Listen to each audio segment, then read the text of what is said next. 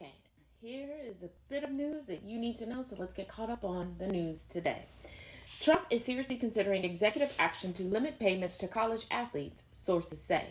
The White House is seriously considering executive action that could increase scrutiny on name, image, and likeness deals for college athletes, a source familiar told CNN.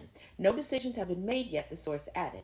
Trump and former Alabama football coach Nick Saban spoke at the University of Alabama commencement last week where they discussed NIL deals and Saban's belief that the inflow of money can damage college sports, according to reports. Um, yeah, it can damage your ability to have complete control over folks. You won't have that. They can shop around. Trump's top envoy predicts announcements on expansion of Abraham Accords very shortly.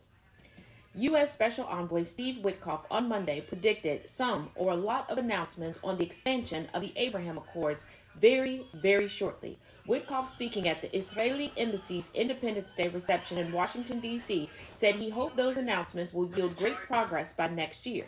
He did not provide further details about the announcement or with which countries they would be expanded. Saudi Arabia has said that there must be a full ceasefire in Gaza and a definitive plan to the Palestinian state before they will normalize relations with Israel. Meanwhile, the Israeli government has just authorized an intensified military campaign in Gaza. Oh, of course. Now moving on to U.S. trade deficit soared to new record ahead of Trump's tariff-fueled Liberation Day.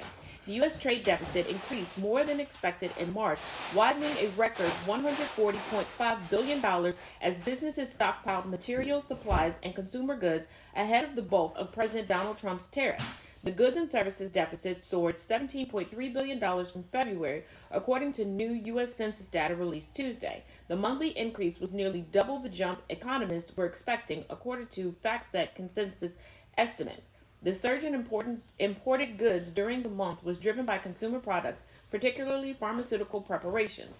Overall imports rose 4.4% for the month to $419 billion, dwarfing exports, which dipped 0.2% to $278.5 billion, according to the data.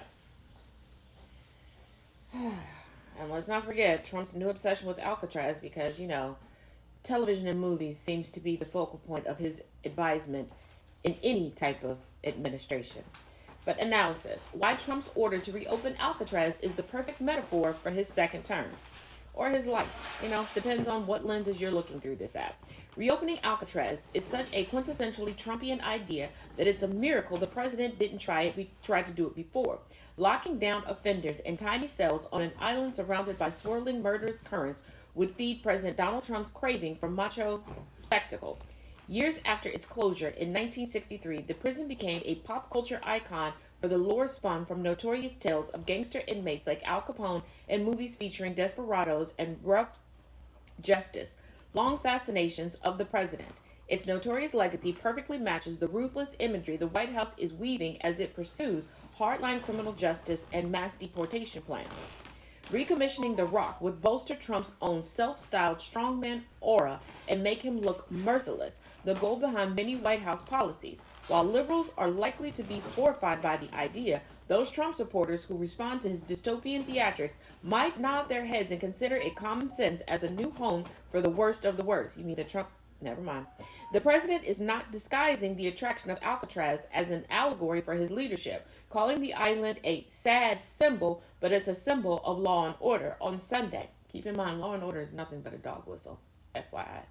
On Monday, he recalled for reporters at the White House that the former prison once held the most violent criminals in the world. He also said that if Al Capone was still alive, that he would basically have Trump's back and, you know, anybody that got in Trump's way. So, keep telling y'all he thinks he's Fredo. But moving on, House Speaker bullish on Memorial Day timeline for Trump's tax and spending cuts package. House GOP leadership is bullish on meeting their Memorial Day deadline, with Speaker Mike Johnson pledging to members they are right on track and will be able to depart for the scheduled recess. Majority Leader Steve Scalise said the House Ways and Means Committee, House Agriculture Committee, and Committee for Energy and Commerce will mark up their bills next week. I told them this morning that we are on track, and if we keep to the schedule, we will get it done by Memorial Day, and everyone can get on with their plans, Johnson told CNN, because that's what's important. Not the United States residents and citizens getting what they need, just making sure you can go on your 67th vacation this year. You know, Congress gets more breaks than kids in school. Kids in school get a break for somebody sneezing too much nowadays. But it is what it is. Got more headlines. It'll be in part 2. Linked in the comments.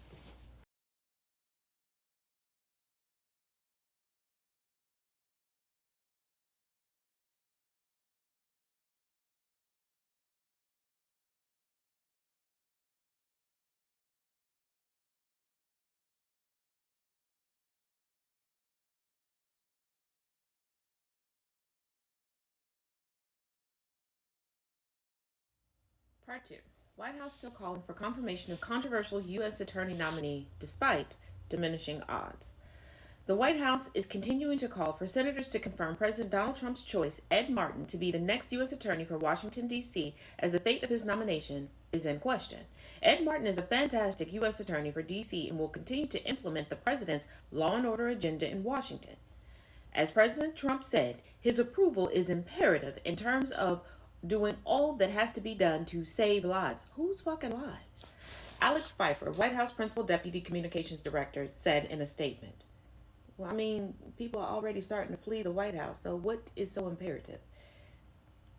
Opposition from key GOP swing vote, but Senator Thom Tillis, a Republican from North Carolina, said he planned to oppose Martin to be the next U.S. Attorney after meeting with him yesterday and walking away at odds over January 6 prosecutions, a decision that likely derails the nomination. Where we probably have a difference is I think anybody that reached the perimeter should have been in prison for some period of time, Tillis told CNN. I have no tolerance for anybody who entered the building on January 6th, and that's probably where most of the friction was, he continued. So why do you still call yourself a Republican knowing that the vast majority of Republicans are backing Trump pardoning them? Just a question. Moving on. China has not been involved in trade talks with the U.S., Treasury Secretary tells Congress. Well, we knew that. China has been keeping Trump on hold and then taken to TV going, y'all know he's doing it again. We're still not talking to him. They're like, old phone, who this? Okay. Absolutely not. China has not joined the United States in trade negotiations, Treasury Secretary Scott Bessent told Congress today. President Donald Trump has said the U.S. is talking with China on trade, even as Beijing has denied conversations were happening. Did y'all really expect him to tell the truth? Especially on things that he thinks you can't fact check? China, we have not engaged in negotiations with as of yet, Bessent said during an oversight hearing before the House. So I expect that we can see a substantial reduction in tariffs that we are being charged, as well as non-tariff barriers, currency manipulation, and the subsidies of both labor and capital investment, he said. He added, not if you keep talking shit and lying on them. China is not afraid of us. China can fight. We can't. Plus, we owe China. Please tell me what debt collector, what debt holder is afraid of the debtor? I'll wait. While current efforts are focused on one-on-one negotiations, he said multi-country trade agreements are still possible if nations agree on shared tariff structure. You could have done that without all this bullshit and all this posturing, but, you know, machismo at its best, I guess. Trump jabs Canada moments before welcoming Prime Minister to the White House. Immediately before a White House meeting today with Canadian Prime Minister Mark Carney, President Donald Trump said his main question for Carney is why the U.S. is subsidizing Canada. Yeah, that whole post I have posted along with the truth regarding it. It's a trade deficit, not subsidies. But, you know, Trump isn't expecting people to understand that because he doesn't understand that. And Trump really thinks that he's the smartest person on the globe. And I've seen dead flies smarter than him. So there's that. And currently, Trump is hosting the Canadian Prime Minister at the White House amid tariff tensions. President Donald Trump is hosting Canadian Prime Minister Mark Carney at the White House today for a meeting, which is expected to focus on tariffs and U.S.-Canada relationship. And right now, Trump is really trying to kiss ass. Oh, we're going to be friends, and he's so great. I shouldn't really compliment you because that could work out bad for you. The the intermittent self-reflection and realization that Trump has that nobody likes him should be studied, because he will take a breath and then act like everybody is bowing down to him and everybody loves him so much. He knows that everybody hates Donnie. But that's what we have for now. In about an hour, I will see you over on Substack to give you a midday catch up live. Till then.